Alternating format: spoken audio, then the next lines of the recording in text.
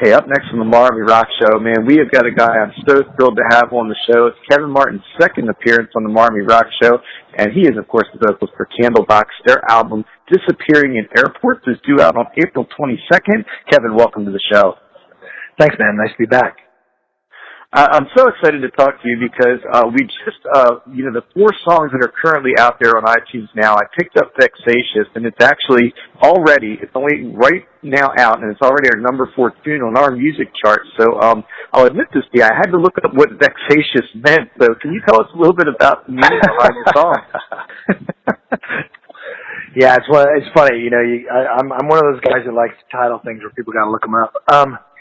Yeah, I mean, I was in Bali last summer with my wife and my son, and we were sitting on the beach watching the sunset in this really beautiful, setting.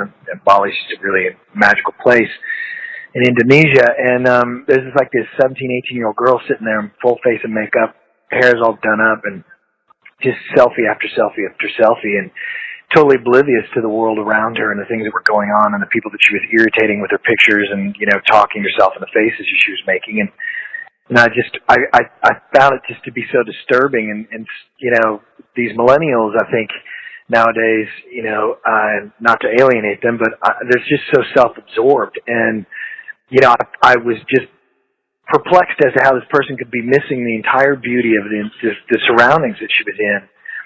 She was just so into herself, and I just found it so irritating. So I was like, I got to write a song called Vexatious, and of course it has a lot to do with these constant fights that are going on between hip hop stars and pop stars on Twitter, and just how self-absorbed people are and missing what's going on in the world. So that's what the song's about. It's this entitlement that people have or feel they have to the world that we all share.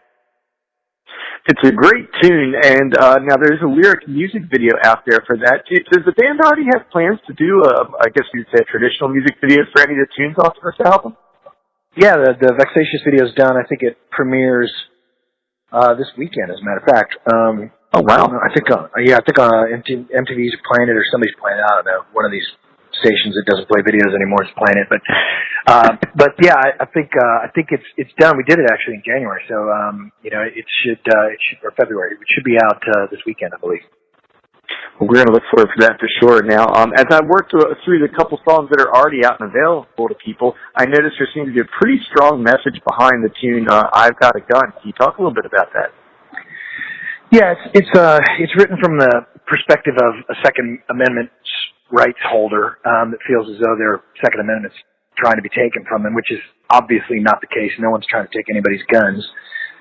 It's just it's from that perspective of you're trying to take something away from me, and all I'm trying to say is no one's trying to take it away from you. We're just trying to protect ourselves from those of you that get guns illegally. And that's the problem. It's you have these situations such as Sandy Hook, and where you have these mass shootings from people that are mentally incapable of owning anything, let alone themselves, and it's a real problem. And why do you have a right to own a gun and we don't have a right to voice our opinion about you owning a gun? There's nothing wrong with it if you're a responsible gun owner. All more power to you. But at the end of the day, you have situations where you have responsible gun owners that get shot by their 4-year-old children. And that's a problem. And that's basically what the song's about. Everybody in this country has rights. That's why we live here. It's a great country. But respect everyone's rights, and that's basically what I'm saying is, your idiotic argument that we're trying to take your guns away from you is null and void. That's not what anybody's saying. So, that's what it's from, and I'm going to piss a lot of people off, but that's how it is. So, hey, the album is called Disappearing in Airports, but I know that's not one of those titles that is the title of a song. So can you tell me kind of the meaning of where that came from, Disappearing in Airports? That's the name of the painting that's on the front of the album. It was done by a friend of mine named Scott Rivers Fisher. I had asked him to paint the album cover for this record, and in the process, he unfortunately had a heart attack and died. He was only 42 years old and just starting his career as an abstract artist. So in honor of him, we used one of his paintings that his sister was a big fan of and that he was a big fan of for the album cover. And then inside the jacket, it explains who he is and the story behind the painting. And that's what he had titled the painting, and I think it's very appropriate for the album and how the album feels. Hey, you did a lot of your. We're based out of Lancaster, Pennsylvania, and you do a lot of your recording in our home. Back here up to York. Did you do recording of the new album there as well? Yeah, we did it in York, Pennsylvania at the guys from Live Studio. They have a studio called Think Loud Studios there in York that's just incredible and super a creative environment. You live there, you work there, and you play there, and it's a beautiful place. It's a great place to record, and it's a lovely little town. And when you can go into a place and live there and be there as a band, as a unit, instead of finishing recording and going back to a hotel room or going back to an apartment or something, you find yourself being a lot more productive. So we'll probably make the next record there as well. So you guys have kicked off the tour, and I know I'm pretty sure you got a gig tonight as we speak. Now, one of the things I was trying to figure out, it looks like, is this a combination of acoustic and plugged-in tour, or is it just one or the other? It's one or the other, generally. Although we're talking about putting 3 acoustic songs in the middle of the set, so we all kind of sit down and take a break. But we're trying to figure out how we're going to do it. I've got an acoustic right now that I'm repairing because it's just not working correctly, so it's been a little bit of a headache. But it's one of those things that we enjoy doing, but yeah, right now you get the full band, which is the tour that we're on now, and then we've been known to go out and play a week or two of acoustic sets as well. So we'll see if we can get these things in the middle of the set. That'd be great. Now, I noticed you guys are offering some VIP upgrades to these shows. Can you tell folks a little bit about what the experience would be like if they do the VIP with you? Well, you get to come in and get something signed. You get a shirt. You get to meet the band.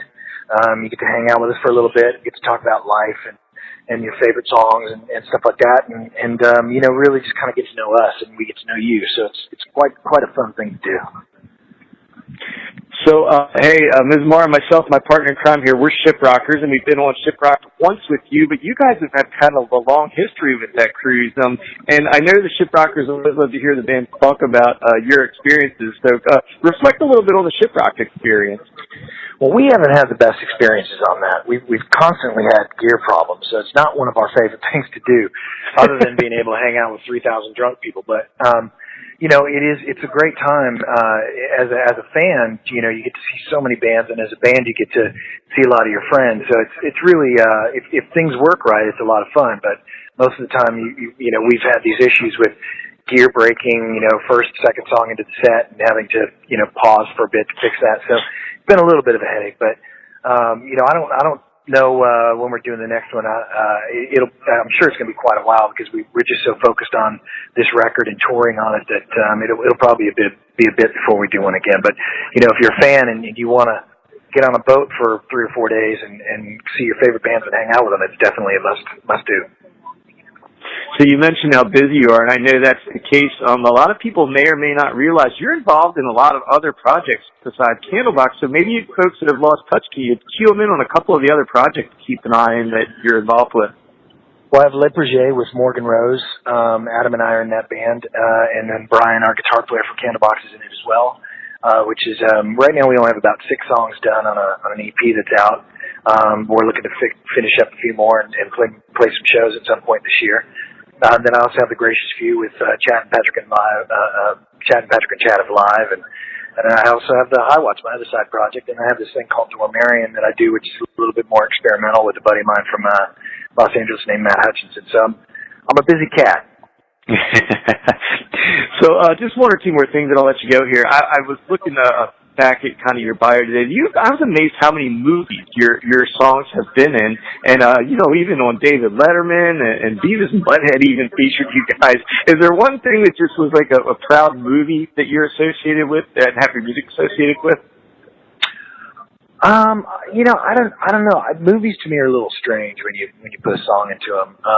I find them to be they make edits that I don't necessarily agree with and whatnot. But it's the nice thing about it is it's licensing and you get paid for it, and a lot of people hear the track and hear the band that they may not even know who you are. So we've had quite a few. I think Foxfire, which was Angelina Jolie's one of her first films, and that was you.